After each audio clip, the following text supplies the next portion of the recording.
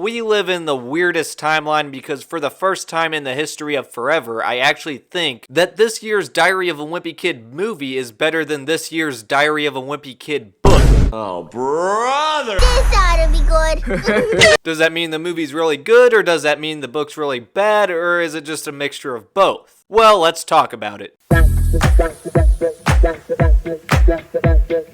So the newest Diary of a Wimpy Kid movie on Disney Plus, Diary of a Wimpy Kid: The Last Straw, is definitely an interesting one to say the least. Now when it comes to these animated films, there has been a lot of criticism regarding the animation style, but it is starting to warm up to me. Especially in this movie, there are a lot of visual details I appreciated, like this shot of the water, where it feels like they actually did take more time to make this animation more polished and just nice. And I think they put more effort into showing the characters from the most appealing angles to make it look less weird than the previous movies. And don't get me wrong, the animation can still feel off-putting at times, but for the most part it's a lot better than usual. Maybe because there was a 2-year gap between this movie and the last one, so they actually just put more effort in this. But whatever the case may be, how is the story in this movie? Now this is based off of The Last Straw, which is actually my favorite Wimpy Kid book because it has the father-son relationship. It's just a beautiful dynamic, and it has the most stakes out of any Wimpy Kid book because it's about Greg's dad potentially shipping him off to a military school, but Greg's scared about that idea because he's too wimpy, and hey, that's the name of the series. Wow. So that's the book that mostly tackles the subject of Greg being wimpy, and so did they adapt it well into this movie?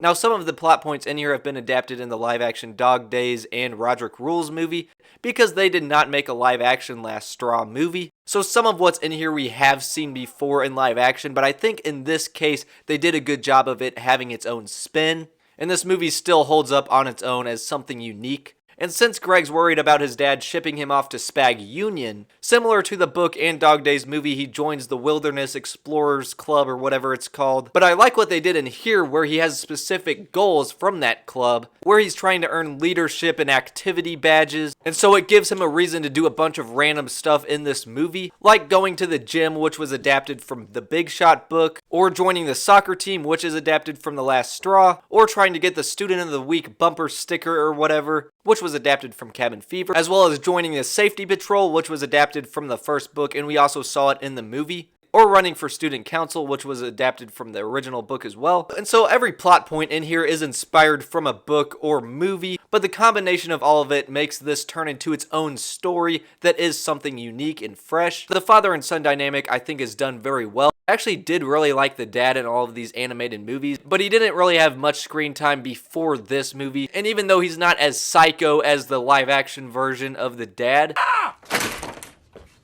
Funny stuff! he's still a fairly accurate version to the book, except in the books he has a Civil War battle diorama, and in here he has a Revolutionary War battle diorama.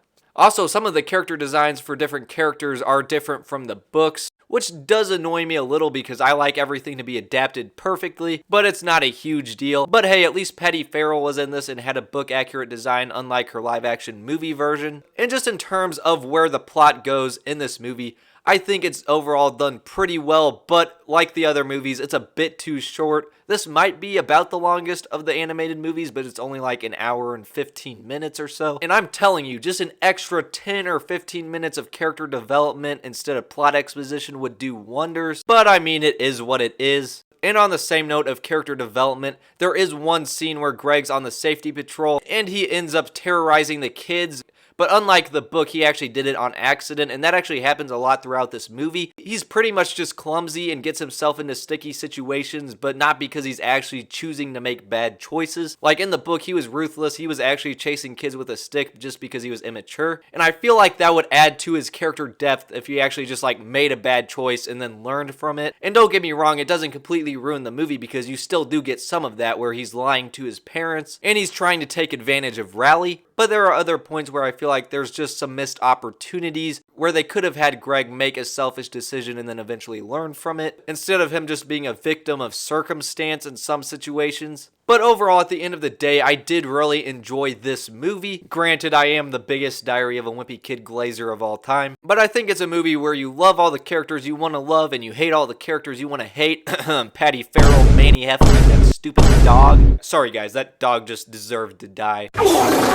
And so at the end of the day, while it definitely wasn't perfect, there were some obvious moments where I could see a room for improvement. I still liked it, and it might be my favorite out of the animated Wimpy Kid movies. Either it's this one or Cabin Fever. I just thought it was neat how they adapted things from different books, but it still had the central storyline from The Last Straw with its own spin, of it mostly being in wintertime. So on the shortwave meter, it gets a 79 out of 100, and I would definitely recommend this if you're a Diary of a Wimpy Kid fan. But anyways, let me know what you think about the movie in the comments section down below. Does it justify its existence, or is it just too similar to the modern Wimpy Kid books and movies where it is a bit more over the top instead of relatable? Let me know your thoughts in the comments. As always, thank you so much for tuning in, and I'll see you next time.